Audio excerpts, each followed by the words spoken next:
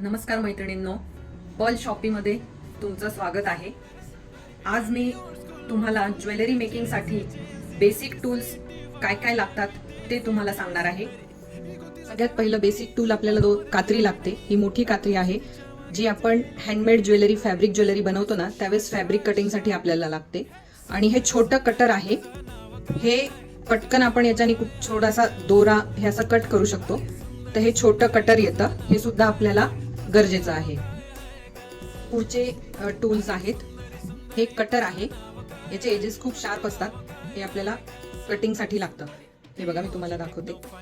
हे नुसतं प्रेस केलं तरी सुद्धा कट होतं. हे आहे कटर, जे आपल्याला बेसिक टूल्स मध्ये खूप गरजेचं आहे. त्याच्यानंतर हे 3 प्रकारचे प्लायर आहेत. हे जे आहेत हे राऊंड नोज प्लायर आहे. याचे हे जे आहे टोक हे पूर्ण राऊंड आहेत.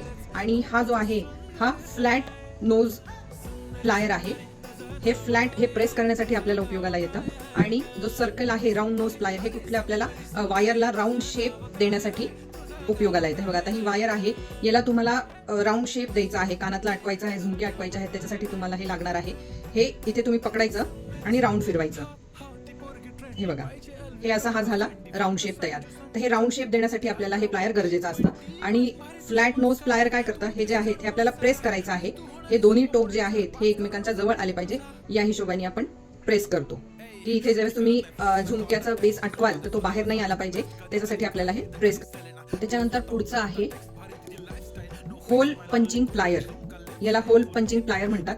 हे बघा, इथे हे पॉइंट दिलेला आहे की जेणेकरून आपण जे MDF चे इयरिंग्स किंवा फॅब्रिक ज्वेलरीमध्ये इयरिंगसाठी आणि पेंडेंटसाठी जे MDF वापरतो त्याला पंच करण्यासाठी. आता हे इथे समजा तुम्ही ठेवलं आणि पंच केलं की त्याला होल पडतो, म्हणजे इथे तुम्ही इयरिंग्स अटकवू शकतात.